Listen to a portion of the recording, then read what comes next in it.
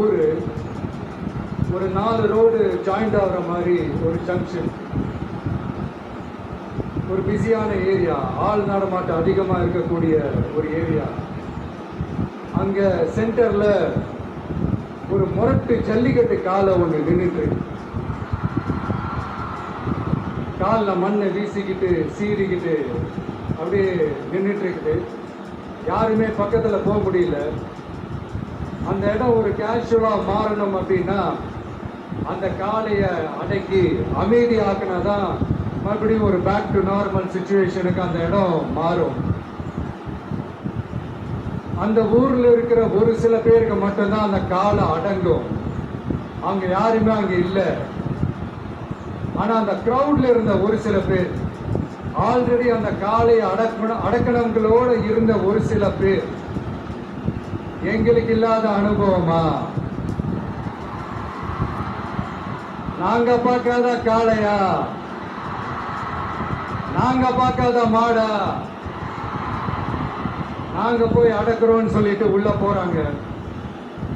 ஒருத்தராலையும் அந்த காளையை தொடக்கூட முடியல. எல்லாரையும் அடிச்சு வீசி தூக்கி போட்டுருச்சு.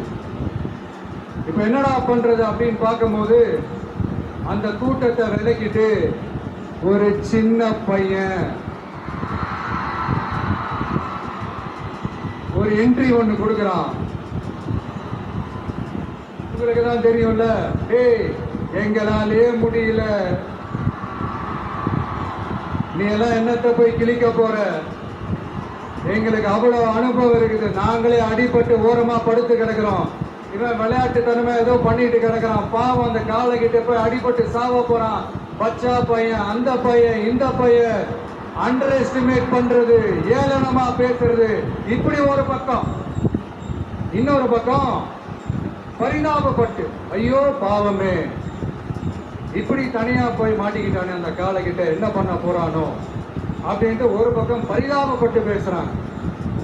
அந்த சின்ன பையன் எதுவுமே காதலையே போட்டுக்காம 2 பாக்கெட்லையும் கையை விட்டுக்கிட்டு ஸ்டைலா கெத்தா தில்லா அப்படியே உள்ள போறான். ஒரு ஸ்டெப் எடுத்து வைக்கிறான், அந்த காலை அப்படியே சீறிக்கிட்டே நின்றுட்டு இருக்குது. இன்னொரு ஸ்டெப் எடுத்து வைக்கிறான், காலை அப்படியே சீறிக்கிட்டே முன்னாடி வருது. மக்கள் எல்லாரும் பதட்டத்தோட அப்படியே பார்த்துட்டு இருக்கிறாங்க. இன்னொரு ஸ்டெப் எடுத்து வைக்கிறான், காலை அப்படியே முட்டை வரும்போது பாக்கெட்டுக்குள்ள மறைச்சு வச்சிருந்த 2 புல்லு கட்டு அது அந்த காலை கிட்ட காட்டுறான். காலை அப்படியே சடனா வந்து நின்று அது மூடெல்லாம் மாறி அந்த புல்லுக்கட்டை சாப்பிட ஆரம்பிச்சு. அந்த சின்ன பையனும் அந்த காளையை அப்படியே தடவிக்கிட்டே வரான். காளையும் பக்கத்துல ஒரு குழந்தை மாதிரி நடந்து வந்துகிட்டு வருது. பக்கத்துல இருந்த ஒரு வயல்வெளியில அந்த காளையை மேய விட்டுட்டு வரான். மக்கள் எல்லாரும் அந்த பையனை ஆச்சரியமா பாக்குறாங்க. அந்த அடிபட்டு கிடந்த அந்த அனுபவசாலிங்க தலைய தொங்க போட்டு நின்றுட்டு இருக்கிறாங்க. ஏன்னா பேசின பேச்சு அப்படி. வாய் இருக்குன்றதுக்காக நக்கலுமா நையாண்டியுமா நச நச நச நசன் ஒரே பேச்சு. என்ன பண்றது, தலையை குனிஞ்சு அப்படியே நின்றுட்டு இருக்கிறாங்க. அங்க ஒரு பெரியவர் வந்து அந்த பையன்கிட்ட கேட்கிறாரு, எப்படிப்பா இப்படி ஒரு முரட்டு காலை சீறிட்டு நின்றுட்டு இருந்தது, எப்படி அந்த காளையை அடக்கணும் அப்படின்னு கேட்டதுக்கு அந்த பையன் சொல்றான், ஐயா எனக்கு அந்த காளையை பார்த்தா கோபமா இருந்த மாதிரிலாம் எனக்கு தெரியல, அந்த காலை பசியோட இருந்த மாதிரி இருந்தது, அதனாலதான் அந்த புல்லுக்கட்டை காமிச்சோன்னே ஓகே நமக்கு தேவையானது கிடைச்சிருச்சு அப்படின்னோடனே அந்த புல்லுக்கட்டை சாப்பிட்டுட்டு நம்மளோட அப்படியே ஜாலியா வாக்கிங் வந்துருச்சு அப்படின்னு சொன்னான். இதை கேட்ட அந்த பெரியவர் சொன்னாரா, இந்த சின்னவங்க பெரியவங்க அனுபவம் இருக்கிறவங்க அனுபவம் இல்லாதவங்க இதெல்லாம் விஷயமே கிடையாது. யாரா இருந்தாலும் அந்த சூழலுக்கு ஏற்ற மாதிரி அந்த சிச்சுவேஷனுக்கு தகுந்த மாதிரி என்ன பண்ணி அந்த ப்ராப்ளம சால்வ் பண்றான், ஏது பண்ணி அந்த ப்ராப்ளம சால்வ் பண்றான், அதுதான் விஷயமே, அதுதான் மேட்ரு.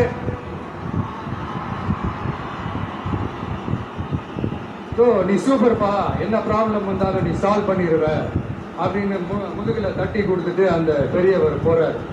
இப்போ அந்த கதையில அந்த முரட்டு ஜல்லிக்கட்டு காலை தான் நம்ம தமிழ்நாட்டு அரசியல் களம். அந்த பெரியவர் தான் நம்ம தமிழக மக்கள். அந்த பாக்கெட்டுக்குள்ள ஸ்டைலா தில்லா கெத்தா ஒருத்த உள்ள வந்தான் பாருங்க, அவன் தான்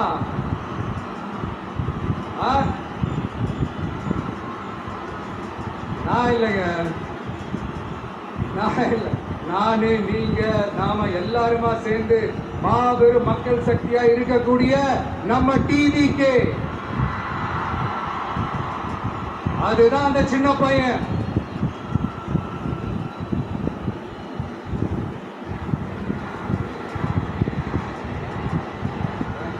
Thank you. ஒரு நல்ல தலைமை இல்லாததுனால இத்தனை வருஷமா வேற வழி இல்லாம ஸ்டாலின் சார் கொடுத்த அந்த பொய்யான வாக்குறுதிகள் எல்லாத்தையும் நம்பி ஏமாந்த நம்ம மக்களுக்கு சரியான நேரத்தில் ஒரு வெகுஜன மக்கள் இயக்கமா வந்ததுதான் நம்ம டிவிக்கு. அந்த முரட்டு ஜல்லிக்கட்டு கால கதை ஏன் சொன்னோம், எதுக்கு சொன்னோம், யார் யாருக்கெல்லாம் சொன்னோங்கிறது புரிய வேண்டியவங்களுக்கு புரியும் நினைக்கிறேன்.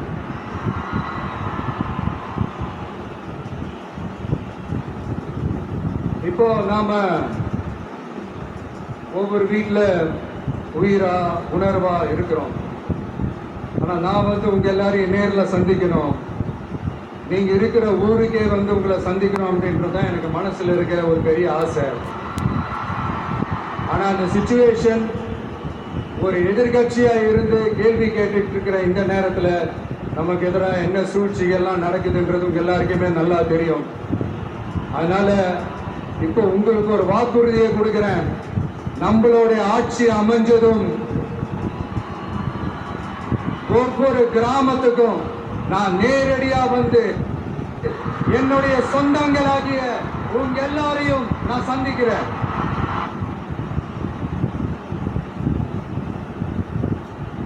கொஞ்ச நாளைக்கு முன்னாடி நம்ம ஸ்டாலின் சார் ஒரு ஒன்று உருட்டினாரு, நீங்க கேள்விப்பட்டிருப்பீங்க. இப்ப வரப்போற எலெக்ஷன் எதுக்கான எலெக்ஷன்? நம்ம சட்டமன்ற தமிழ்நாடு சட்டசபைக்கான ஒரு தேர்தல் இல்லையா? இதே தமிழ்நாட்டுக்கும் டெல்லிக்குமான ஒரு எலெக்ஷன் அப்படின்னு சொல்றாங்க. இன்னும் கொஞ்சம் மேல போய் தமிழ்நாட்டுக்கும் என்டிஏவுக்குமான ஒரு எலெக்ஷன் அப்படின்னு சொல்றாங்க. என்ன சார், டெல்லியில ஏதாவது நிக்க போறீங்களா? அப்புறம் ஏன் தமிழ்நாட்டுக்கும் டெல்லிக்குமான ஒரு எலெக்ஷன் சொல்றீங்க? அப்புறம் இது ஏதாவது பார்லிமெண்ட் எலெக்ஷனா, பிரதமர் பதவிக்கு ஏதாவது போட்டி போடுறீங்களா?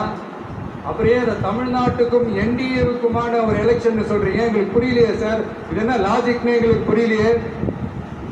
எந்த எலெக்ஷனை எப்படி டீல் பண்ணணும், எப்படி ஹேண்டில் பண்ணணும்ன்றது நம்ம தமிழ்நாட்டு மக்களுக்கு தெளிவா தெரியும்.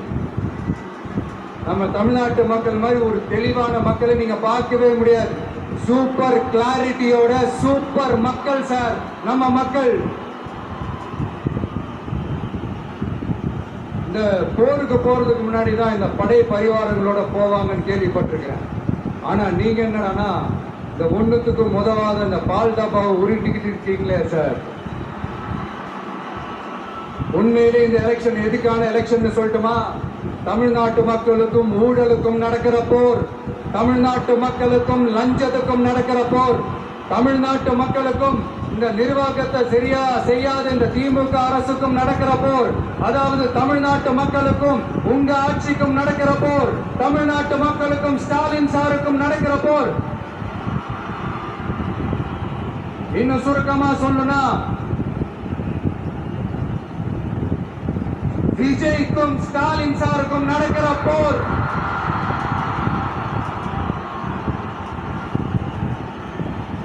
இதுக்கு நடுவுல இந்த என்டிஏ டெல்லி இதெல்லாம் என்ன லாஜிக்னே புரிய மாட்டேங்குது சார். தமிழ்நாடு தான் விஜய், இந்த விஜய் தான் தமிழ்நாடு. தூய சக்தி டிவிகேவுக்கும் தீய சக்தி டிஎம்கேவுக்கும் தான் இந்த போர். உக்கிரமா இருக்கிற இந்த போர்ல மறுபடியும் ஒண்ணுத்துக்கும் உதவாத இந்த பால் டப்பாவை உருட்டிக்கிட்டு இன்னொரு காமெடி வேற. அது என்னன்னா அவரோட ஆட்சியில தான் தமிழ்நாடு சூப்பர் ஸ்டார் மாநிலமா இருக்குதான். கரெக்ட், தமிழ்நாடு சூப்பர் ஸ்டார் மாநிலம் தான். காமராஜர் அவர்கள் டைம்ல, அண்ணா அவர்கள் டைம்ல, எம்ஜிஆர் அவர்களோட ஆட்சியில இன்னைக்கு ஒண்ணுத்துக்கும் உதவாது இந்த உல்டா மாடல் ஆட்சியில தமிழ்நாடு சூப்பர் ஸ்டார் மாநிலமாலாம் ஒண்ணு இல்ல, சூப்பர் ஸ்டாண்ட் அப் காமெடிக்காரர் நடத்துற மாநிலமா மாறிடுச்சு. மக்களே, உங்களுக்காக மட்டுமே தான் வர தடைகள், சதிகள், சூழ்ச்சிகள் எல்லாத்தையும் தாண்டி இந்த 2026 இந்த தேர்தல்ல டிவிக்கு தில்லா நிற்கும்.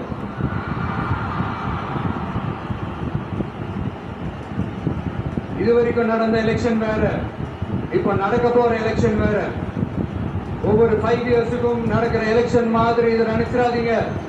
50 வருஷத்துக்கு ஒரு வாட்டி நடக்க போற ஒரு எலெக்ஷன் மாதிரி இது. அதிசய எலெக்ஷன். ஒரு எலெக்ஷன்ல அவங்களோட எதிரிகளை தான் எதிர்ப்பாங்க, அப்படிதான் எதிர்ப்பாங்க, அதுதான் யதார்த்தமும் கூட. ஆனா இந்த எலெக்ஷன்ல தான் ஒட்டுமொத்தமா எல்லாருமா சேர்ந்து ஒருத்தனை எதிர்க்கிறாங்க. ஒட்டுமொத்தமா எல்லாருமா சேர்ந்து இந்த விஜயை எதிர்க்கிறாங்க. ஏன்னா இந்த விஜய் ஊழலை எதிர்க்கிறான், லஞ்சத்தை எதிர்க்கிறான், மக்களோட மக்களா நிக்கிறான். அந்த மக்கள் அவன் கூட நிக்கிறாங்க. அந்த காண்டு எப்படி அந்த காண்டு தான் ஒட்டுமொத்தமா எல்லாருமா சேர்ந்து ஒருத்தனை எதிர்க்க காரணம். நீங்க எப்படி வேணா எதிர்த்துக்காங்க, ஆனா போட்டி 2 பேருக்கு நடுவுல தான். ஒண்ணு இன்னொன்னு. இந்த எலெக்ஷன் டேல மேக்சிமம் என்ன பண்ணுவீங்க? போவீங்க, ஓட்டு போடுவீங்க, வருவீங்க, அவ்வளவுதான் உங்களுடைய பார்ட்டிசிபேஷன். ஆனா இந்த எலெக்ஷன்ல நீங்க பங்கெடுத்துக்க போறீங்க. எஸ், உங்க வீட்டுல இருக்கிற ஒரு விஜய் தான், உங்க வீட்டுல இருக்கிற ஒரு விஜய் தான் வேட்பாளரா நிக்க போறாங்க. உங்க வீட்டுல நிக்கிற ஒரு வேட்பாளர்னா அப்ப உங்க வீட்டுல இருக்கிற மத்தவங்க எல்லாருமே வாக்காளர்கள் தானே. உங்க அம்மா, உங்க அப்பா, உங்க அண்ணன், உங்க தம்பி, உங்க சொந்த டிவிக்கு வேட்பாளர் அப்படின்னா அப்ப உங்க ஓட்டு விசில் சின்னத்துக்கு தான் எல்லாருக்குமே தெரியும். ஏன் நம்மளோட எதிரிகளுக்கு கூட அது நல்லாவே தெரியும். அதனாலதான் நமக்கு எதிராக அவ்வளவு அவதூறு பரப்புறாங்க. என்னென்ன அவதூறு பரப்புறாங்கன்றது உங்களுக்கே நல்லா தெரியும். ஆனா அவங்களுக்கு தெரியாது ஏன் மேல அவதூறு பரப்புனா அது மக்கள் மேல அவதூறு பரப்புற மாதிரின்னு. எனக்கு அரசியல் தெரியலன்னு சொன்னா அது மக்களுக்கு அரசியல் தெரியலன்னு சொல்ற மாதிரின்னு. என்ன அசிங்கமா பேசினா அது மக்கள் அசிங்கமா பேசுற மாதிரின்னு. எனக்கு எதிராக செய்யற ஒவ்வொரு செயலும் அது மக்களுக்கு எதிராக செய்யற செயல் அவங்களுக்கு தெரியாம போச்சு. இந்த விஜயும் மக்களும் வேறு வேறு இல்லை. இந்த விஜயும் மக்களும் ரத்தமும் சதையும் மாறி, உடலும் உயிரும் மாறி ஒன்னிலிருந்து ஒண்ண பிரிக்கவே முடியாது. எஸ், சென்சிட்டிவான சென்டிமெண்ட், அது சென்சிட்டிவான சென்டிமெண்ட்.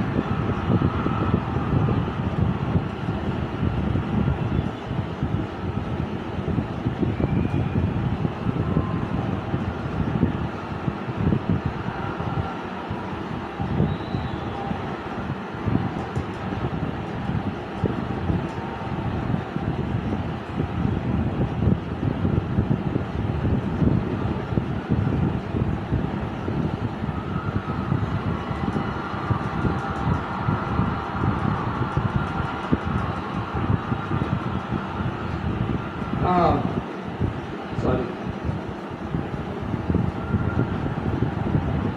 யாரும் அசைக்க முடியாது.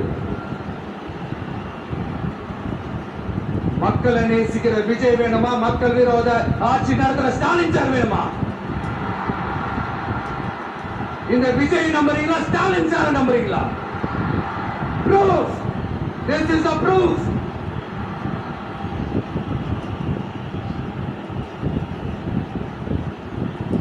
தீய சக்தி, ஊழல் சக்தி, இதெல்லாம் ஏன் சொல்றோம், எதுக்கு சொல்றோம், யார சொல்றோம்ன்றதெல்லாம் மக்களுக்கு தெளிவா தெரியும். அதே மாதிரி டிவிகேவுக்கு போட்டி டிஎம்கே தான்றதும் மக்களுக்கு தெளிவா தெரியும். அப்படி இருக்கும்போது நாம ஏதாவது பேசினா வாண்டடா சில பேர் வண்டியில ஏறி உட்காந்துக்கிறாங்க. ஆமா, வாண்டடா சில பேர் வண்டியில ஏறி உட்கார்ந்துக்கிட்டு குரல் கொடுக்கிறாங்க. சீரியஸா ஒரு போட்டி நடந்துகிட்டு இருக்கும் போது இங்க காமெடிகளா இடம் இல்லை பாஸ். அதான் மக்களுக்கு தெளிவா தெரியும். இந்த நேரத்துல ஒரு சீரியஸ் கேள்விய இன்னைக்கு இருக்கிற மிகப்பெரிய அரசியல்வாதிகள் கிட்ட கேட்கணும்னு நான் நினைக்கிறேன். நீங்க அரசியலுக்கு வர்றதுக்கு முன்னாடி உங்ககிட்ட இருந்த சொத்து எவ்வளவு? அரசியலுக்கு வந்ததுக்கு அப்புறம் இன்னைக்கு உங்ககிட்ட இருக்கிற சொத்து எவ்வளவு? அதை ஓபனா டிக்ளேர் பண்ண முடியுமா?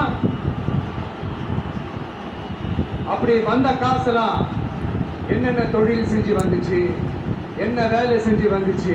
உண்மையிலே நீங்க உழைச்சி சம்பாதிச்ச காசா, இல்ல ஆட்சி அதிகாரத்துக்கு வந்ததுக்கு அப்புறம் ஆட்டைய போட்ட காசா?